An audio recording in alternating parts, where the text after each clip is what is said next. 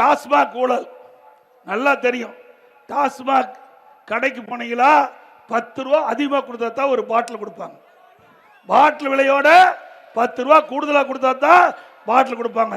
ஒரு நாளைக்கு தமிழ்நாட்டில் 1.5 கோடி பாட்டில் விற்குது. ஒரு பாட்டிலுக்கு 10 ரூபாய்னா ஒரு நாளைக்கு 15 கோடி இந்த டாஸ்மாக் கடையில் மட்டும் கொள்ளையடிச்சிருக்காங்க. மாசத்துக்கு 450 கோடி. இந்த 4 வருஷத்துல 22,000 கோடி கொள்ளையடித்த அரசு தொடர வேண்டுமா?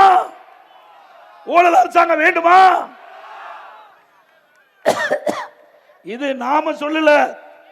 இன்றைக்கு ஈடி இந்த டாஸ்மாக் நிறுவனத்தில் அங்க போய் சோதனை செய்து முறைகேடு கண்டுபிடிக்கப்பட்டு இன்றைய தினம் நீதிமன்றத்தில் வழக்கு நடந்துட்டு இருக்குது. திரு ஸ்டாலின் அவர்களே, அதிமுக ஆட்சி மலர்ந்தவுடன் இந்த முறைகேட்டில் ஈடுபட்டுள்ள அத்தனை பேரும் சட்டத்தின் முன் நிறுத்தப்படுவார்கள். அதோடு உள்ளாட்சி துறையில பணியாளர் நியமிப்பது, அந்த உள்ளாட்சி துறையில பல துறையில லஞ்சம் பெற்றது. இன்றைக்கு ஈடி அதை கண்டுபிடித்து இந்த அரசுக்கு எஃப்ஐஆர் போட வேண்டும் என்று அறிக்கை சமர்ப்பிச்சிருக்கிறாங்க. இன்னும் அறிக்கையே அந்த அறிக்கைக்கு உண்டான நடவடிக்கை எடுக்கல. அதிமுக ஆட்சிக்கு வந்த பிறகு ஈடி கொடுக்கப்பட்ட அந்த அடிப்படையில் எஃப்ஐஆர் பதிவு செஞ்சு சம்பந்தப்பட்ட துறையை சேர்ந்தவர்கள் மீது உரிய நடவடிக்கை எடுக்கப்படும். அது மட்டும் இல்லை, இப்போ இந்த ஆட்சிக்கு வந்த பிறகு அரசு ஊழியர்கள் போராட்டம். தேர்தல் நேரத்தில் திராவிட முன்னேற்ற கழகம் ஆட்சிக்கு வந்தா அவர்கள் குறிப்பிட்டது பழைய ஓய்வு திட்டத்தை வழங்கும்னு சொன்னாங்க, அதையும் கொடுக்கல. அதே போல செவிலியர்கள் அவர்கள் ஒப்பந்த அடிப்படையில் பணிபுரிஞ்சிட்டு இருக்கிறாங்க. தேர்தல் அறிக்கையில் குறிப்பிட்டாங்க, திமுக ஆட்சிக்கு வந்தா செவிலியர்கள் பணி நிரந்தரம் செய்யப்படுவார்கள் என்று.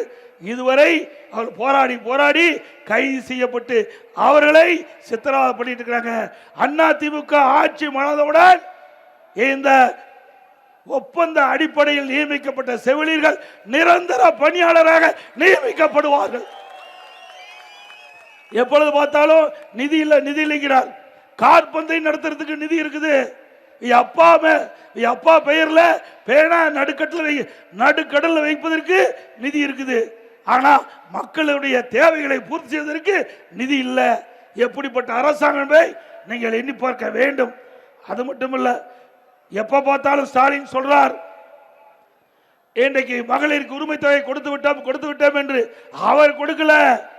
நாம போராடி வாதாடி நாம் தாம் உரிமை தொகை இந்த ஏழைகளுக்கு குடும்ப தலைவருக்கு பெற்று தந்திருக்கிறோம். 28 மாசம் கிடப்புல போட்டார். தொடர்ந்து சட்டமன்றத்தில் அழுத்தம் கொடுத்தோம். அந்த அழுத்தத்தின் பேரில் வேற வழி இல்லாம மாதந்தோறும் குடும்ப தலைவிக்கு தேர்தல் அறிக்கைப்படி கொடுத்தார். இப்பொழுது மக்களுடைய செல்வாக்கு எழுந்தாச்சு திமுக. வேற வழி இல்லை. 17 லட்சம் பேருக்கு நிபந்தனையை தளர்த்தி அவர்களுக்கு உரிமை தொகை வழங்கதான் அறிவிச்சிருக்கார். எதற்காக? அவர் படுகின்ற கஷ்டத்தை பார்த்து கொடுக்கல. அடுத்த ஆண்டு நடைபெறுகின்ற சட்டமன்ற தேர்தலில் அந்த பெண்களுடைய வாக்கு தேவை. அதற்காக நிபந்தனையை தளர்த்தி இன்றைய முதலமைச்சர் அறிவிச்சிருக்கிறார். திரு ஸ்டாலின் அவர்களே, எவ்வளவு நாடகம் போட்டாலும் எடுபடாது.